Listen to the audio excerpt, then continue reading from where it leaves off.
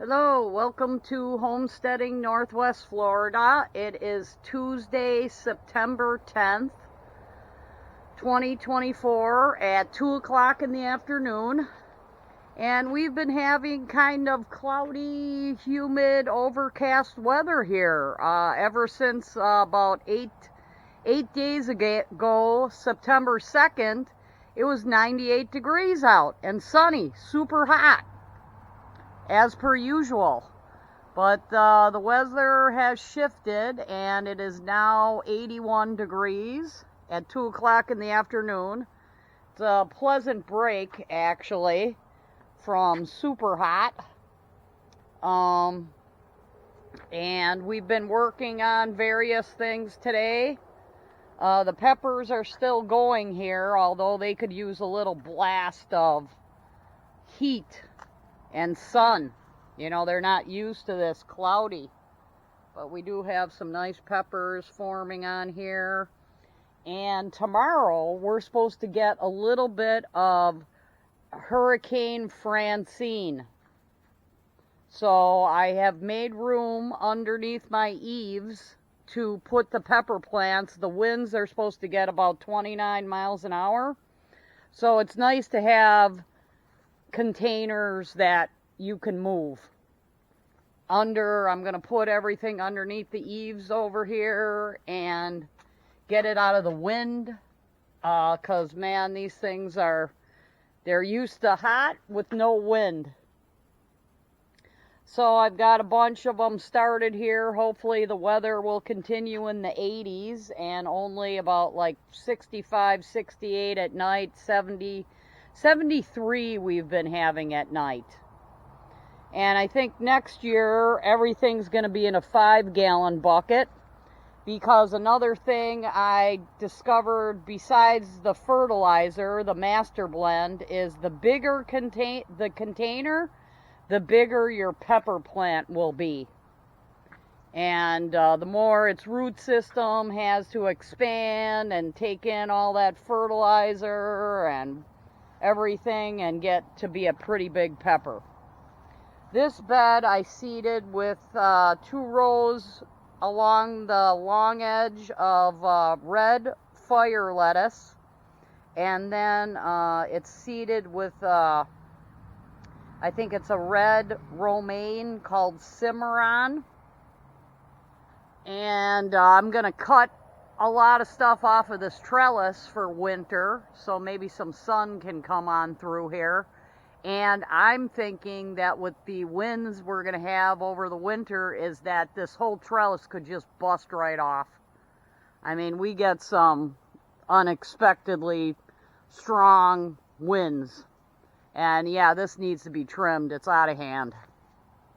I've got yellow trumpet vine on here. And I think I'm going to leave those blossoms on here, but a lot of this weight needs to be taken off of here, because this will go like a kite if we get a hurricane. I got a little bit of lettuce going over here, red fire lettuce, because it can take the heat, and move the so I can trim this trellis, move this great big it's what is this, eggplant, and then there's a pepper in here. I actually saw a couple peppers. But what we've kind of been working on today is I wanted to see how this would work out, and we are making a bracket for our drip bucket irrigation buckets. Our gravity fed. It's going to be gravity fed. Each container is going to have a bucket, and I can use these holes that are already in the containers that were for the paddles of the dryer drums. And I'm going to pound this one in. Paint must have made this hole a little bit smaller than it was. Come on, get in there. There we go. So yeah, I made a bracket here out of wood. Used the 2 existing holes. These are 6mm bolts. This was part of a pallet wood, And I think I'm going to put some kind of bracket here, either that I make or can order cheap. I might even have some L brackets. And then I'm going to use magnets to attach like covers on here, because these things are metal.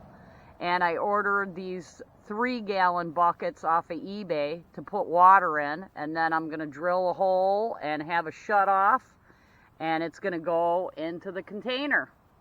So right now I'm trying to finish up them things. It's supposed to rain with Francine all day tomorrow. And this board right here is 18 inches long. These holes are 7 and I believe 7/16 apart. Now all these dryer drums are different too.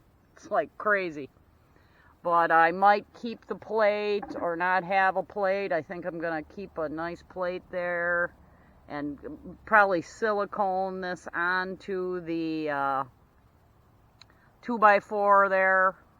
And that's how it's going to be done. Only need 2 bolts. Get this whole bracket into place. And I'm going to paint these and make them nice, these boards. But that was just a mock-up, so I can take this wheelbarrow full of compost and fill this thing up. And I actually think I don't need much irrigation at the moment, because it's going to rain. This is kind of a rainy time of year, so you can see how the bolts are in there. So that's what we've been doing there. And moved a bunch of stuff around, trying to get it in some sun that it's used to. And we're also cutting grass here with the bagging lawnmower, is how I make my compost. So we'll see how this works in the very hot, with the drip irrigation buckets. We'll see how it works, but we're collecting weeds to put in the compost pile.